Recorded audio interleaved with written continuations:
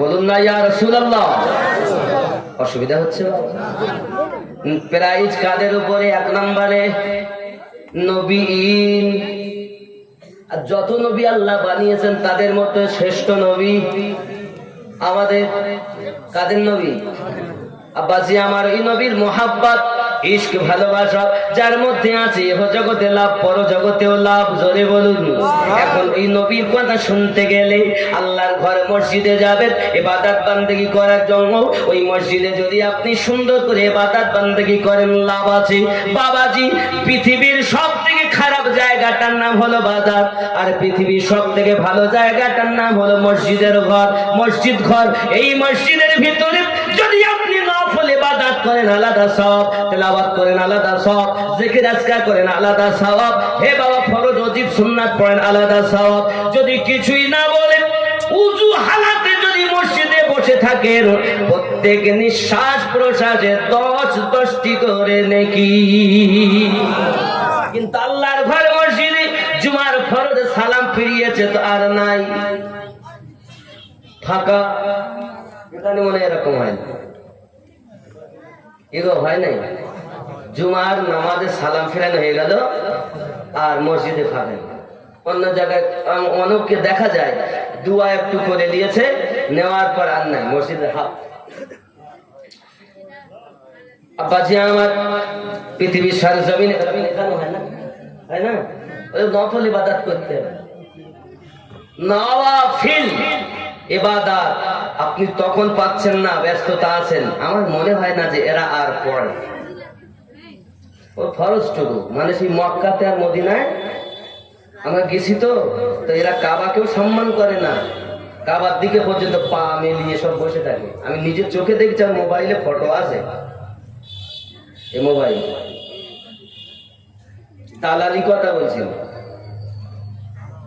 যে কাবার দিকে ফিরে আমরা নামাজ আদায় করি, তারা নামাজ তারাও আদায় করে, আদায় করার পর তারা খানা কাবার দিকে ফিরে পা লম্বা করে কোরআন শরীফ পড়ে। আর কাবাকে আমরা ভারতবাসী, বাংলা ও পাকিস্তান, আমি দেখি এরা যা কাবাকে সম্মান করে, নবীকে সম্মান করে, অন্য কোন দেশের মানুষ তাহা করে না। জান্নাতে যদি যাইতে এরাই আগে যাবে।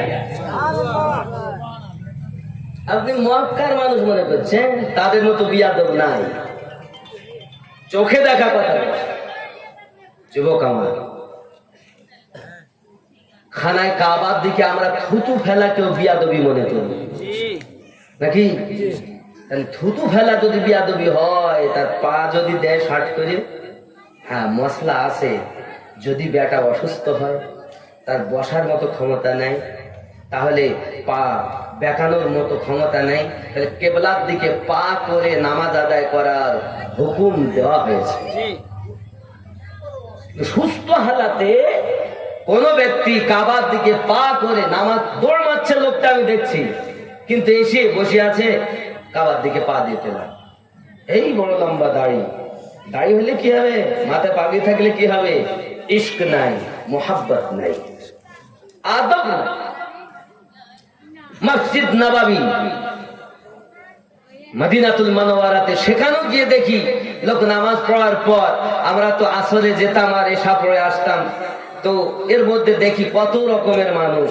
হে বাবাজি আমার, মদিনাতে মসজিদ নববীর ভিতরে রাসূলের পাকের রওজার দিকে পা, একদম সোজা কাবার দিকে পা, তার মানে আমার নবীর রওজাও সামনে, কাবাও সামনে।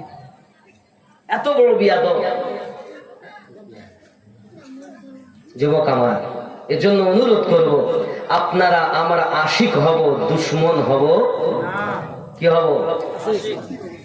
পাগলা কাদিস না রে গাছতলায়, বড় পীরের নাম নিলে আল্লাহ পাওয়া যায়। যদি বলুন, আপনারা হয়তো বলেন হুজুর কোরআন শরীফের দলিল আছে। আরে গৌসে পাকের শানে আল্লাহ আয়াত নাজিল করেছেন। কোরআন মাজিদের 42 নম্বর সূরা, সূরাটির নাম সূরা আশ-শুরা, আয়াত নাম্বার 23। জোরে বলে সুবহানাল্লাহ। কি আছে আয়াতে?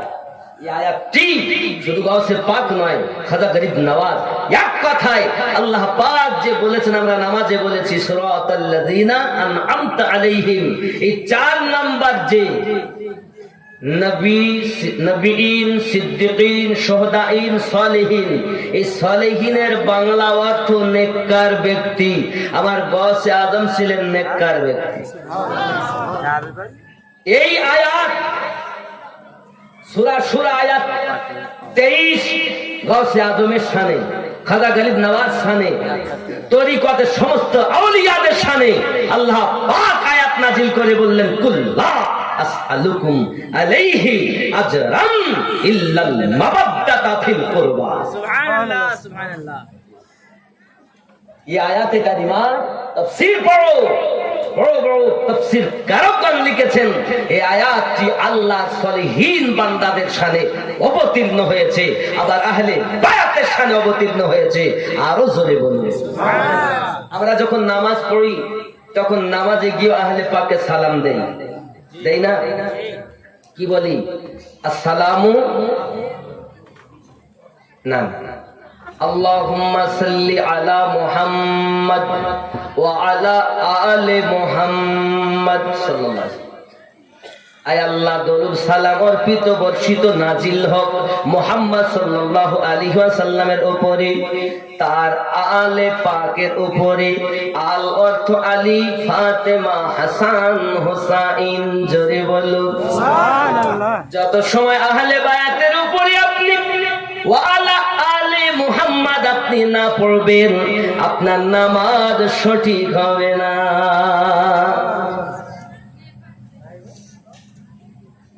বাবাজি, আমার নামাজের হকিকত আপনাকে জানা লাগবে বাবা। এ সোনামানিকেরা আমার, শুধু এতটুকুই নয়, আবার নামাজ, রুকু আল্লাহ, সুজুদ আল্লাহ, সবকিছু আল্লাহ। কিন্তু বাবা আমরা যখন নামাজে তাশাহুদে বসি তখন আমরা কি পড়ি জানেন? আপনার আসসালামু আলাইকা আইয়ুহান নাবিয়্যু পড়েন না? এর অর্থ হলো এটাই, এই নবীর উপরে দরুদ ও সালাম। জোরে বলুন। এখন আপনারা মৌলবি টোলার মানুষ বলুন, নামাজে বলছি এই নবীর উপরে দরুদ ও সালাম, আর নামাজ থেকে বাইরে এসে বলছি আমি নবী মদিনায়, আমি মৌলবি টোলায়। নামাজে বলছেন এই নবী, আর নামাজ থেকে বাইরে এসে বলছেন নবী মদিনায়, আমি মৌলবি টোলায়।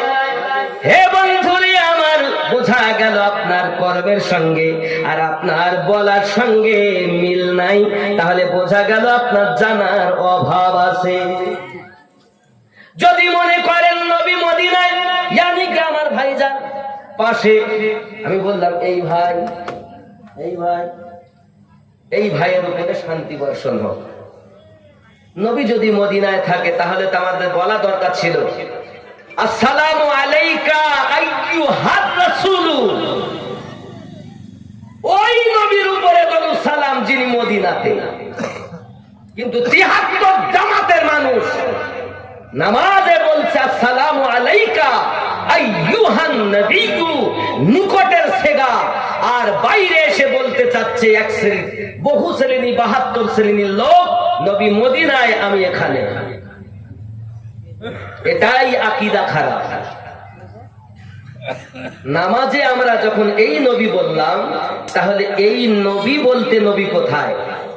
সামনে, পিছনে, ডাইনে, বামে, উপরে, নিচে?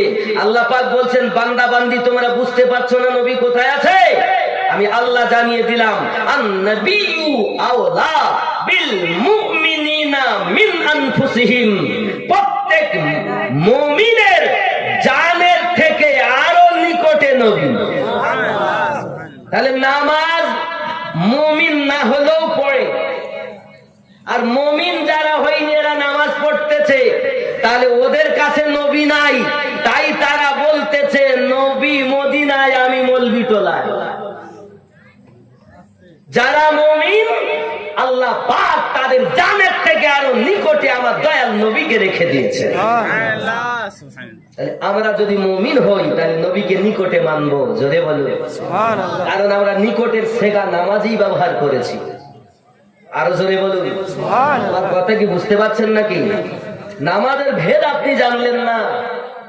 আপনি কি মনে করেছেন নামাজ আপনার বাপের দেওয়া, রব্বে কারিমের দেওয়া, রাসূলে পাকের নিয়ে আসা আমাদের মুমিনের জন্য তোফা।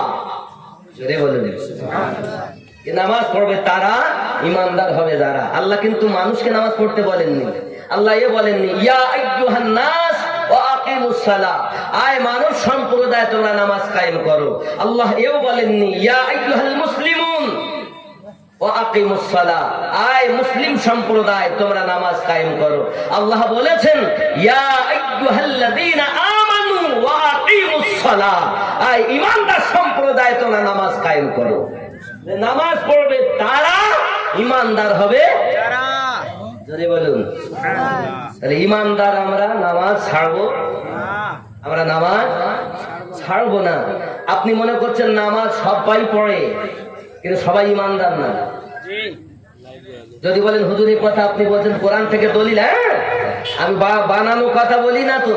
শুনে রাখেন, কোরআন শরীফের 49 নম্বর সূরা, সূরাটির নাম সূরা হুজুরাত, আয়াত নাম্বার 14 আল্লাহ পাক বলছেন, কি বললেন? বিসমিল্লাহির রহমানির রহিম, কুল ক্বালাতিল আ'রাবু আমান্না, আরবের কিছু মানুষ এসে বলল আমরা ঈমান নিয়ে এসেছি। মানে মক্কা যখন জয় হয়ে গেল, মক্কা যখন ফাতা হয়ে গেল, তখন এবার ঠেলার নাম বাবাজি, যারা নবীকে মানে না তারাও ভয়ে নবীর কাছে কলেমা পড়েছে। খুব ভালো করে বুঝে নেন কোরআন শরীফ। ও বাবা, আমার রাসূল আল্লাহ পাক যে কত পাওয়ার দিয়েছেন নবীকে, কোরআন থেকে আপনাদের শোনাচ্ছি। একজন ব্যক্তি রাসূলের মহব্বতে আল্লাহ পাকের ইবাদতের আশায় আরবের কিছু মানুষ এসে বলল আমরা ঈমান নিয়ে এসেছি। আমার আল্লাহ পাকের অর্ডার হলো, আয় নবী আপনি বলুন কুল্লাম তুমিনু ওয়ালাকিন। একজন ভাই, কই নাম ভাইজান? মোশাররফ হোসেন, মসজিদের জন্য 500 টাকাও আল্লাহ পাকে যেন না হয় ফাঁকাও, স্বপ্নের মাঝে আমার নবী পাকের সঙ্গে যেন হয়ে যায় দেখা। লা ইলাহা ইল্লাল্লাহ, লা ইলাহা ইল্লাল্লাহ, লা ইলাহা ইল্লাল্লাহ মুহাম্মাদুর সাল্লাল্লাহু আলাইহি ওয়াসাল্লাম। যদি বলেন সুবহানাল্লাহ। এই বাবাজি আমার সোনা মানিকেরা, পৃথিবী সরজমিনে এজন্য বলা হয়েছে গাউসে পাক ছিলেন হাসান হোসাইনি আওলাদ। উনি আপনার কিনা দরবারে, আপনার কিনা 30 বছর ধরে একজন বাবুর্চি আপনার রান্না করে কিনা মিরাজুল ইসলাম 500, কাবিল শেখ 200 টাকা। আল্লাহ কবুল করেন, জোরে বলুন আমিন। আরো জোরে আল্লাহুম্মা আমিন। হয় না বাবা, একটা 20,000 টাকা দেনেওয়ালা, টাকা পয়সা কবরে যাবে না? যাবে না? আচ্ছা 20,000 যদি না হয় তো অন্তত গৌস পাকের নামে 11,000, গৌস পাকের 11। 30 বছর গোলামি করে কিছুই নাই। সকাল বেলা হে বাবা, রাতের বেলাতে এসেছে চোর চুরি করতে। সকালবেলা আল্লাহর ওলি মনের রাগে চলে গেল গাছতলাতে। গাছতলায় গিয়ে আপনার কন্দরা চলে এসেছে। হঠাৎ করে উনি আপনার কিনা ঘুমের মাধ্যমে স্বপ্ন দেখতেছেন, আর 70 জন আল্লাহর ওলি বান্দারা তারা ওনাকে ঘেরোয়া করে বসে গেছে। জোরে বলো। এমন সমাতে বন্ধু আমার ওই খাবার আল্লাহ পাক পাঠালেন। এখন 70 জনটা নয়, 71টা খানজার থালায় খাবার এসেছে।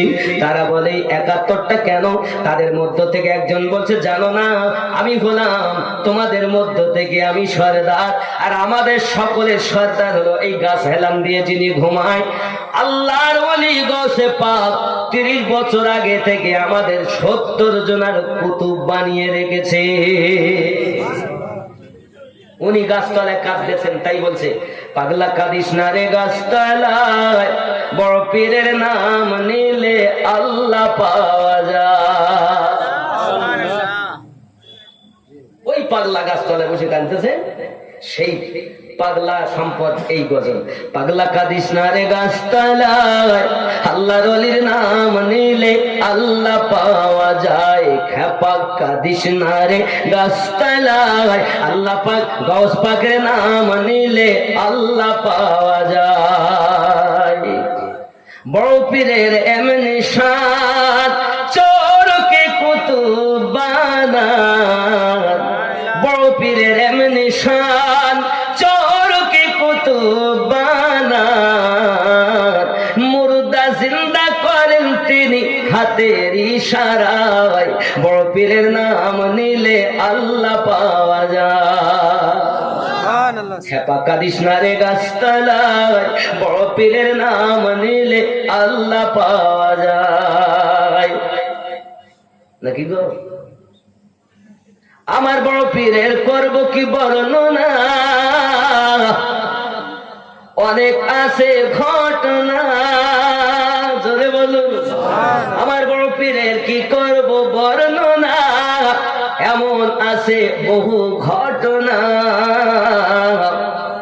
এ ভাজা ডিম থেকে মোরগ জিন্দা করেন কথার ইশারায়, বড় পীরের নাম নিলে আল্লাহ পাওয়া যায়। এ ভাজা ডিম থেকে মোরগ জিন্দা করেন চোখের ইশারায়, বড় পীরের নাম নিলে আল্লাহ পাওয়া যায়। খেপা কাঁদিস না রে গাছতলায়, গৌস পাকের নাম নিলে আল্লাহ পাওয়া যায়।